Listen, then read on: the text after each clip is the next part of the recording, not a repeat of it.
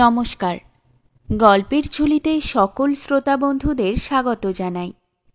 আজ আপনাদের জন্য গল্পের ঝুলিতে রয়েছে উপেন্দ্রনাথ গঙ্গোপাধ্যায়ের লেখা বিপরীত। গল্পটি ভালো লাগলে একটা লাইক এবং কমেন্ট করে জানানোর অনুরোধ রইল। আর চ্যানেলে নতুন হয়ে থাকলে আরও গল্প শোনার জন্য চ্যানেলটি সাবস্ক্রাইব করতে কিন্তু ভুলবেন না। তাহলে চলুন শুনে নেওয়া যাক আজকের গল্প। বিয়ের মাস 2 পরে পাকাভাবে স্বামীর ঘর করতে এসে লতিকা দেখলে বিয়ের সময় যেসব আত্মীয় স্বজন কুটুম্বে তার স্বামীর সুবৃহৎ পুরী পূর্ণ ছিল, শরৎকালের ক্ষণস্থায়ী মেঘের মতো তারা অন্তর্হিত হয়েছে। আছে কেবল 21-22 বছরের একটি মেয়ে, প্রয়োজনকালে স্বামী নিশীথ, যাকে তারা বলে ডাকে। বাড়িতে মানদা নামে একজন পুরনো পরিচারিকা ছিল। সংসার পরিচালনার স্থূল দিকটা তার হাতে থাকত। মানদার কাছ থেকে লতিকা কথায় কথায় জেনে নিলে তারা তার স্বামীর সংসার আকাশে সকাল সাঁঝের শুকতারা নয়, সর্বক্ষণের সে ধ্রুবতারা। কারণ তার অনিমিষ দৃষ্টির স্নিগ্ধ কিরণ কোনোদিন কোনো আত্মীয়ের গৃহে অস্তমিত হয় না। এ কথাও সে জানতে পারলে তারা তার স্বামীর এমন কোনো আত্মীয় নয় যাতে এই নিরন্তর অবস্থিতির একটা ভালো রকম যুক্তি থাকতে পারে। লতিকার মনে পড়ল তার বাপের বাড়ির আমবাগানে একটা কলমের আম গাছকে একটা বুনো লতা এমন আচ্ছন্ন করে ধরেছে যে আম গাছের কোনো অস্তিত্বই চোখে পড়ে না। ফুলের সময়ে বসন্তকালে লতার দেহ অজস্র নীল ফুলে ফুলে ভরে যায়, কিন্তু ফলের সময়ে গ্রীষ্মকালে গাছ থেকে একটাও আম পাওয়া যায় না। বাপের বাড়ির আম গাছের অবস্থায় শ্বশুরবাড়ির স্বামীকে দেখে সে সিদ্ধান্ত করলে তারা থাকতে স্বামী বৃক্ষ থেকে কোনোদিন কোনো সুফলের সম্ভাবনা নাই। তখন যে আকাশে তারা ধ্রুবতারার মতো কিরণ বর্ষণ করত, সেখানে লতিকা একটি ঘন মেঘের মতো কালো হয়ে উঠল। সকালে চা পান করে নিশীথ দক্ষিণ দিকের বারান্দায় একটি ইজি চেয়ারে শুয়ে মেঘদূতের উত্তর মেঘে নিমগ্ন ছিল। তারা পূব দিকের ফুলবাগানে মালিকে নিয়ে বৃক্ষ পরিচর্যা করছিল। নিশীথের কাছে এসে মুখ ভার করে লতিকা বললে, একটা কথা জিজ্ঞাসা করব? কাব্যের বইখানা ধীরে ধীরে মুড়ে পাশের ছোট টেবিলে রেখে নিশীথ বললে, করো, কিন্তু তার আগে আর একটা কাজ করো না। কি? অদূরে একখানা চেয়ার দেখিয়ে নিশীথ বললে, ওই চেয়ারটি টেনে নিয়ে কাছে এসে বসো। নিশীথের টেবিলের উপর ডান হাতখানা রেখে লতিকা বললে, থাক, বসতে হবে না। আচ্ছা, একটা কথা জিজ্ঞাসা করি, তারা তোমার কে? লতিকার দিকে মুখ তুলে চেয়ে সহজভাবে নিশীথ বললে, তারা? তারা আর কে আমার? তারা আমার সঙ্গিনী। সঙ্গিনী? বিস্ময়ে, ক্রোধে, লজ্জায়, বিরক্তিতে লতিকার মুখ লাল হয়ে উঠল। স্ত্রীলোক সঙ্গিনী তোমার? মৃদু হেসে নিশীথ বললে, স্ত্রীলোক বলেই তো সঙ্গিনী। তারা স্ত্রীলোক না হয়ে পুরুষ হলে আমার সঙ্গী হতো। তবে আবার বিয়ে করলে কেন? আবার তো করিনি, একবারই তো করেছি। তীক্ষ্ণ কণ্ঠে লতিকা বললে, সে কথা বলছি নে, তারা থাকতে বিয়ে করলে কেন? বিয়ের পথে তারাকে বাধা বলে মনে হয়নি বলে। এ উত্তরে মনে মনে জ্বলে উঠে লতিকা বললে, আমি যদি বলতাম আমার একজন পুরুষ সঙ্গী আছে? কাব্য বইখানা ধীরে ধীরে খুলতে খুলতে নিশীথ বললে, তাহলে তোমার কাছ থেকে তার ঠিকানা জেনে নিয়ে মাঝে মাঝে তাকে নিমন্ত্রণ করে খাওয়াতাম। আর কোনো কথা বলা নিষ্প্রয়োজন মনে করে লতিকা সরসে চলে গেল। এরপর থেকে লতিকা কেবলই ভাবতে লাগল কি করে লতাপাশ থেকে বৃক্ষকে মুক্ত করা যায়। সে লক্ষ্য করতে লাগল কোন কোন জায়গায় লতা শিকড় ফেলেছে, সেখানে নির্মম হয়ে ছুরি চালাতে হবে। নিশীথ ফুল ভালোবাসে, তারা বাগানে ফুল ফোটাবার ব্যবস্থা করে। একদিন নার্সারির মালিকে ডাকিয়ে তারা নূতন নূতন ফুল গাছের ফরমাস দিচ্ছে। নিশীথ একখানা কাগজে সেগুলো লিখে নিচ্ছে। এমন সময় সেখানে লতিকা এসে দাঁড়াল। একটু অপেক্ষা করে সে বললে, এসব ফুল গাছ কোথায় লাগাবে? লতিকার দিকে চেয়ে হাসি মুখে তারা বললে, কেন, তোমার উত্তর দিকের বসবার ঘরের পূব দিকে যে জমিটা তৈরি হয়েছে সেখানে। মুখ ভার করে লতিকা বললে, ও মা, সেখানে গুচ্ছের বাজে ফুল গাছ লাগাবে? আমি যে মনে মনে ঠিক করেছি সেখানটায় আলু লাগাবো। আমার বাপের বাড়ি এ সময়। বাপের বাড়ির উদাহরণ শেষ হবার আগেই নিশীথ বললে, কিন্তু আলু তো বাজারে কিনতে পাওয়া যায় লতি। চোখ কুঁচকে লতিকা বললে, ফুলও তো বাজারে কিনতে পাওয়া যায়। এই অকাট্য যুক্তিতে হার মেনে নিশীথ গাছের ফর্দখানার দিকে চেয়ে চুপ করে বসে রইল।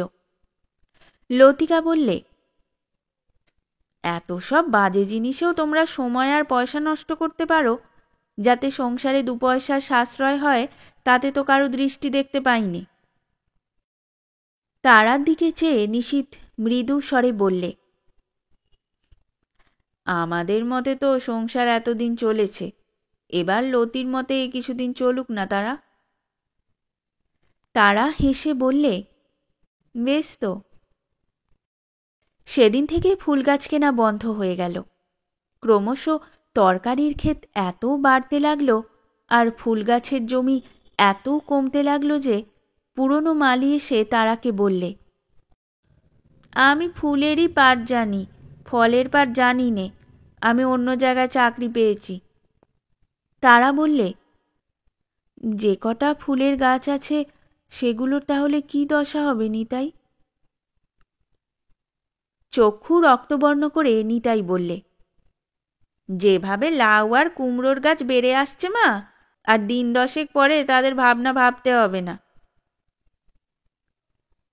মালি প্রণাম করে চলে গেল। নিশীথের বসবার ঘরের ফুলদানিতে শেষ ফুলের তোড়া শুকিয়ে উঠতে লাগল। নিশীথ ছবি ভালোবাসে। শহরের চিত্র প্রদর্শনী দেখতে গিয়ে তারা আর নিশীথ দুজনে মিলে কয়েকটা ভালো ভালো ছবির নাম লিখে নিয়ে এলো কিনতে হবে বলে। মুখ ভার করে লতিকা জিজ্ঞাসা করলে, দাম কত পড়বে? নিশীথ বললে, ওই 1002 টাকা। চক্ষু বিস্ফারিত করে লতিকা বললে, কি সর্বনাশ!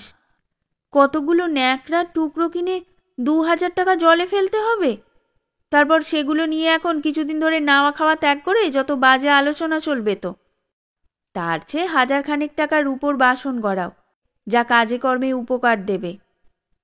মৃদু কণ্ঠে নিশীথ বললে, রূপোর বাসন তো 1 সিন্দুক আছে লতি। ভ্রু কুঞ্চিত করে লতিকা বললে, আর ছবি কি একবারই নেই? তাও তো বটে। তারার দিকে নিরুপায় দৃষ্টি ফেলে নিশীথ বললে, তাহলে রূপোর বাসনই হোক তারা। হাসি মুখে তারা বললে, বেশ তো, তাই হোক। পরদিন বাসন গড়াবার জন্যে শ্যাকরা ডাকা হলো। প্রতিদিন সন্ধ্যার পর তারা নিশীথকে গান শোনায়। নিশীথ গান ভালোবাসে। সেদিন তারা বীণা বাজিয়ে গাচ্ছিল। পাশে একটা সোফায় অর্ধশায়িত অবস্থায় ডান হাত দিয়ে 2 চোখ ঢেকে স্তব্ধ হয়ে নিশীথ গান শুনছিল। সমস্ত ঘরটা ফিকে নীলচে আলোর ক্ষীণ প্রভায় সপ্ত সুরকে আশ্রয় করে কাঁপছিল। লতিকা এসে একটা চকচকে সাদা আলো জ্বেলে দিয়ে তীক্ষ্ণ কণ্ঠে বললে, আচ্ছা, প্রতিদিন সন্ধ্যাগুলো এরকম গান বাজনায় নষ্ট করে কি হয়? তাও যদি ঠাকুর দেবতাদের ভালো গান হতো, যত সব বাজে গান। গান থেমে গেল। নিশীথ চেয়ে দেখলে চোখে তার হতাশার করুণতা ছলছল করছে। বিস্ময় সুরে লতিকা বললে, আচ্ছা, এতে তোমরা সুখ পাও? নিশীথ বললে, আমি তো পাই, তুমি পাও তারা? তারা বললে, আমিও পাই। ভ্রু কুঞ্চিত করে লতিকা বললে, আশ্চর্য, সন্ধ্যার সময় আমার বাপের বাড়িতে কি হয় জানো? ভীত হয়ে নিশীথ বললে, কি হয়? সজোরে লতিকা বললে, গীতা পাঠ হয়। আমার বাবা আপিস থেকে এসে জল খেয়ে সকলকে নিয়ে গীতা পড়তে বসেন। তোমরা গীতা পড়েছ? অপ্রতিভ হয়ে নিশীথ বললে, আমি তো পড়িনি, তুমি পড়েছ তারা? তারা বললে, আমিও পড়িনি। ঘৃণায় লতিকার নাক কুঁচকে উঠল। এখনো পড়নি? জগতের সর্বশ্রেষ্ঠ বই গীতা, তা পড়নি? অথচ বাজে বই মেঘদূত, তা 5 বার পড়েছ। কাল থেকে গীতা পড়া হবে, রাজি তো? তারার দিকে করুণ চোখে চেয়ে নিশীথ বললে, কিছুদিন না হয় গীতা পড়াই হোক তারা। হাসি মুখে ঘাড় নেড়ে তারা বললে, হোক। পরদিন থেকে গীত বন্ধ হয়ে গীতা আরম্ভ হল। ফুল ফোটে না, গান হয় না, নূতন ছবির আমদানি নেই। যে সময় এতদিন লঘু ছন্দে চলছিল, তার পায়ে যেন লোহার শিকল পড়েছে। এই অভূতপূর্ব বিপদের মধ্যে পড়ে নিশীথ আর তারা সর্বদা পরস্পরের কাছে কাছে থাকে। একের দুঃখ লঘু করবার জন্যে অপরে নিরতিশয় ব্যগ্র। মুখে কারো কথা নেই, কিন্তু চোখে চোখে সমবেদনা ব্যাকুল গতিতে ছুটোছুটি করে। সুখের দিনে কাজকর্মের নিরবসরে অনেক সময় তারা দূরে দূরে থাকত। দুঃখের দিনে কেউ কাউকে ছাড়তে চায় না। ওষুধে এই রোগ বেড়ে গেল দেখে লতিকা রোষে ক্ষোভে পাগল হয়ে উঠল। তারাকে নির্জনে ডেকে সে চোখ লাল করে বললে, এরকম কাছে কাছে থাকতে তোমার লজ্জা করে না? আকাশের দিকে তাকিয়ে সহজ সুরে তারা বললে, কই না। তর্জন করে লতিকা বললে, করা উচিত, এখন থেকে দূরে দূরে থেকো, থাকবে তো? মৃদু হেসে তারা বললে, থাকব। নিশীথকে নির্জনে ডেকে লতিকা বললে, তুমি সর্বদা তারার কাছে কাছে থাকো কেন? নিশীথ বললে, কোনো কাজ নেই বলে। কাজ নেই? কাজের কি অভাব? পুরুষ মানুষ কাজ নেই বলতে লজ্জা করে না? মাথা নত করে নিশীথ বললে, কি কাজ করব বলো? একটু ভেবে লতিকা বললে, জমিদারি দেখো। সেজন্যে ম্যানেজার তো রয়েছে। ম্যানেজার তো অন্য সকলকে দেখে, কিন্তু ম্যানেজারকে দেখে কে? সে যদি চুরি করে?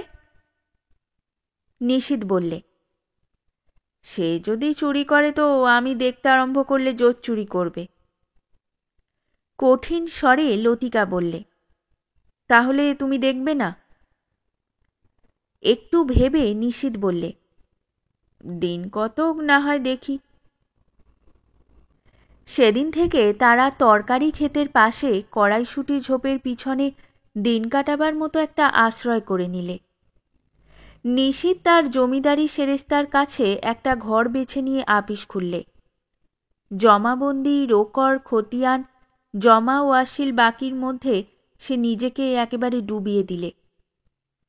লতিকা দূর থেকে দুজনের মুখের ভাব লক্ষ্য করে করে অস্থির হয়ে উঠল। যেটা সে মনে মনে আশা করেছিল, সেই বেদনার ছাপ দুজনের মধ্যে কারো মুখে দেখতে না পেয়ে সন্দেহের চেয়েও একটা কষ্টদায়ক জিনিসে সে পীড়িত হতে লাগল। তার মনে হলো যে যোগগুলো সে এতদিন ধরে ছিঁড়ছে সেগুলো তেমন কিছুই নয়, সকলের চেয়ে বড় কোনো যোগ এখনও তাদের মধ্যে রয়েছে, যা চোখে ধরা পড়ছে না। এই অজানা বিপদ থেকে মুক্তি পাবার জন্য সে স্থির করলে লতাকে শুধু গাছ থেকে ছিন্ন করলেই হবে না, একেবারে মাটি থেকে সমূলে উপড়ে ফেলতে হবে। কয়েকদিন পরে সে তারাকে বললে, তোমার তো এখানে আর কিছু করবার নেই। তারা হেসে বললে, না তা নেই, তবে তুমি অন্য জায়গায় যাও না। কোথায় যাব? আমার তো যাবার কোনো জায়গা নেই। দৃঢ় স্বরে লতিকা বললে, না তবু যাও। কোথায়? যেখানে হোক। একটু ভেবে তারা বললে, তাহলে সে কাজটা তোমাকেই করতে হয়, কারণ যেখানে হোক যাওয়ার চেয়ে যেখানে হোক পাঠানো সহজ। তুমি আমাকে জোর করে পাঠিয়ে দাও। কী রকম জোর করে?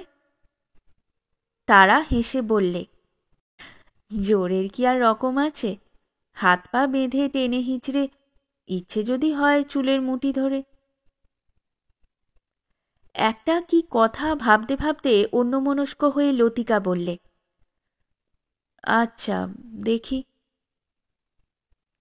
লতিকার মনে পড়ল তার বাপের বাড়ির পাড়ায় কেশব নামে একজন যুবক আছে, যার কাজ করবার সাহস আর শক্তির অন্ত নেই। কাজে একবার নামলে তখন আর তার শ্রেয় হেয়র বিচার থাকে না। কাজ যত শক্ত হয় শক্তি তার তত বেড়ে ওঠে। সন্ধ্যার পর সে নিশীথকে বললে, একদিন কথায় কথায় তোমাকে বলেছিলাম আমার যদি একজন পুরুষ সঙ্গী থাকতো, তা তোমার মনে আছে? নিশীথ বললে, খুব আছে। তার উত্তরে তুমি কি বলেছিলে মনে আছে?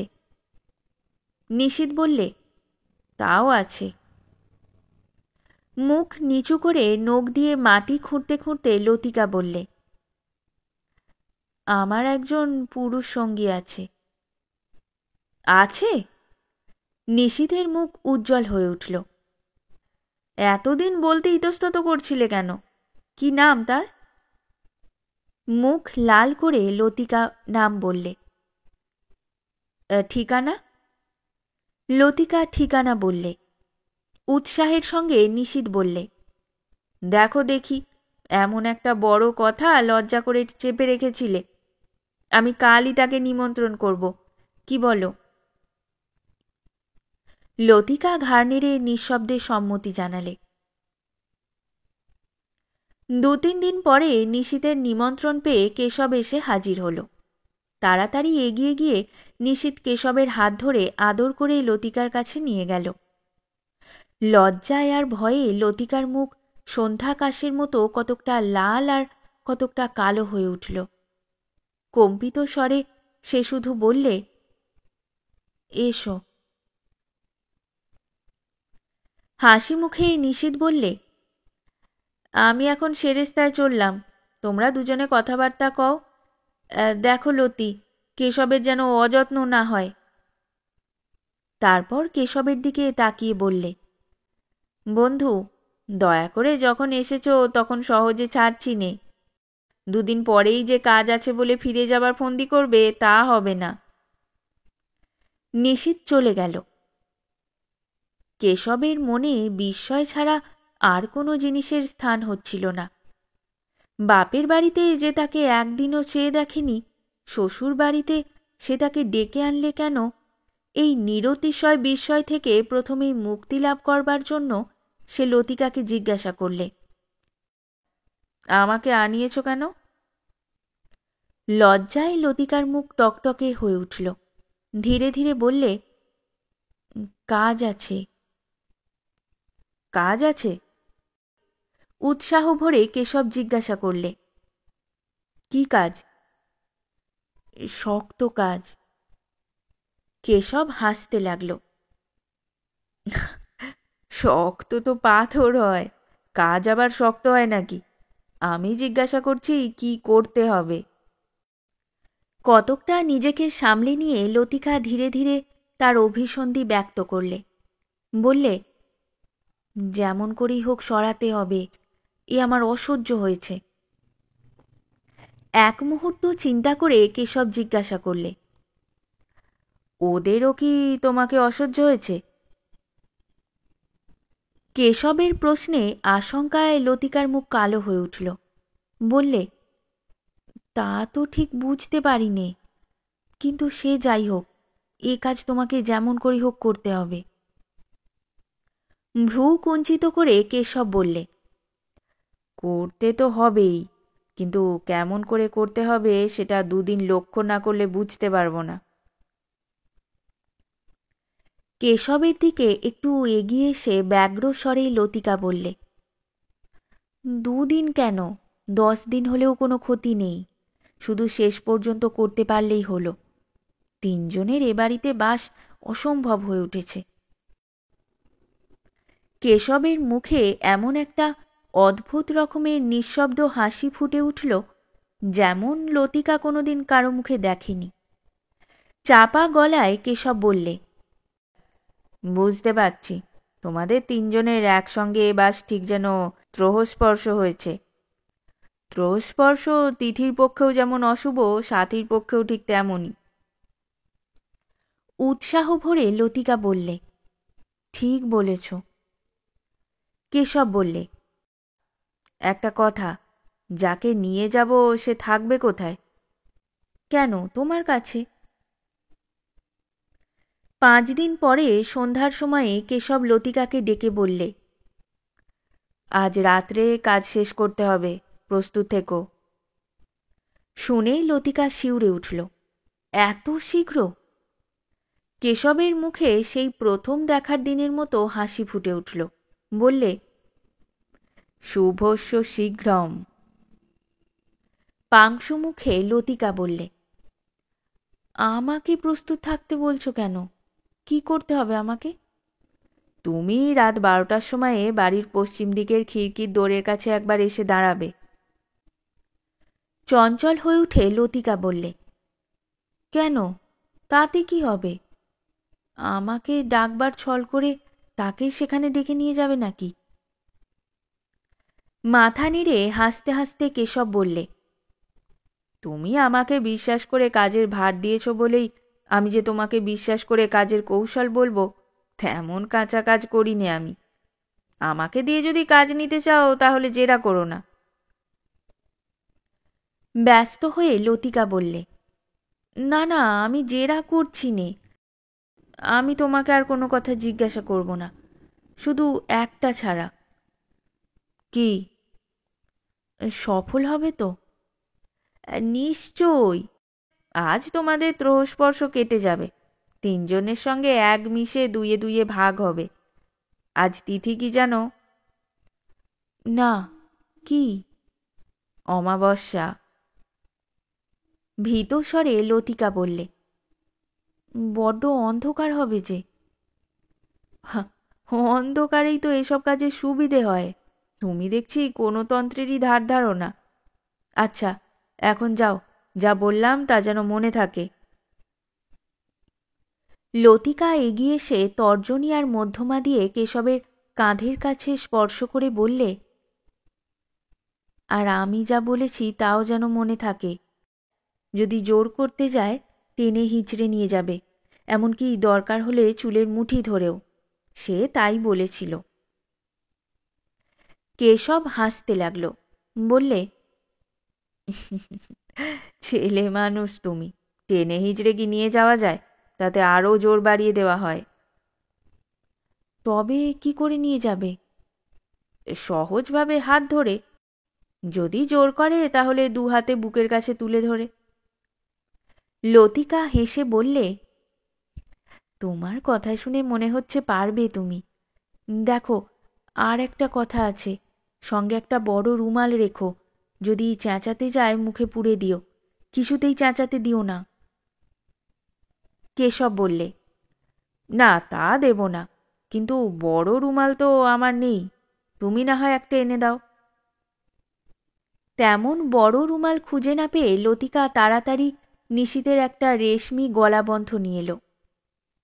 এতে হবে? গলাবন্ধটা খুলে দেখে কেশব বললে, চমৎকার হবে।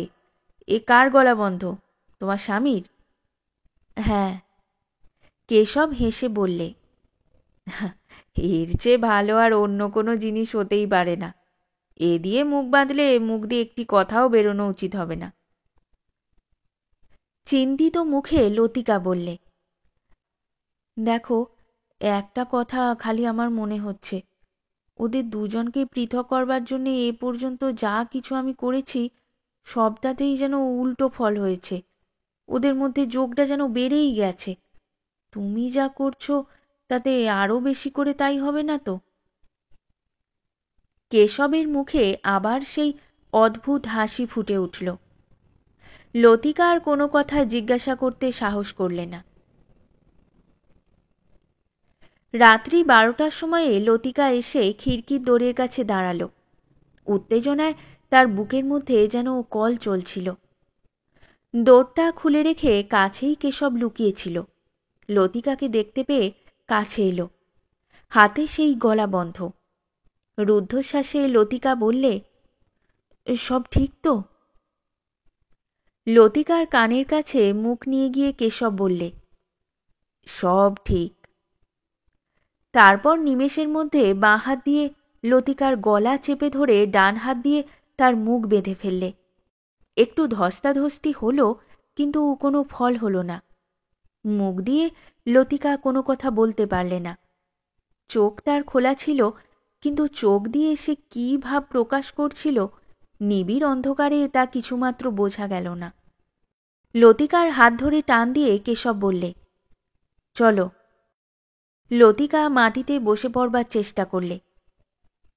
তখন কেশব তার দুই বাহুর মধ্যে লতিকার দেহ তুলে নিয়ে ধীরে ধীরে অন্ধকার ভেদ করে এগিয়ে চলল।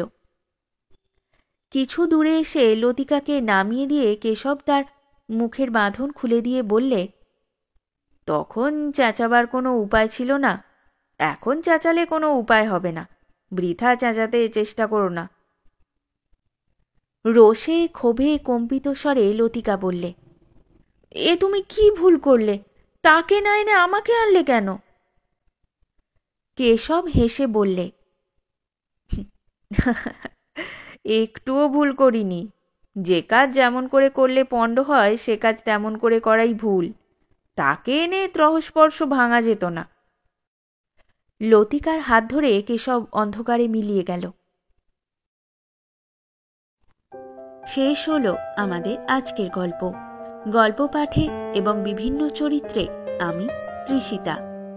গল্পটি ভালো লাগলে লাইক এবং শেয়ার করে দেবেন। আর চ্যানেলে নতুন হয়ে থাকলে আরও গল্প শোনার জন্য চ্যানেলটি সাবস্ক্রাইব করতে কিন্তু ভুলবেন না। খুব তাড়াতাড়ি নতুন একটি গল্প নিয়ে ফিরে আসব। সকলে ভালো থাকুন, শুনতে থাকুন গল্পের ঝুলি।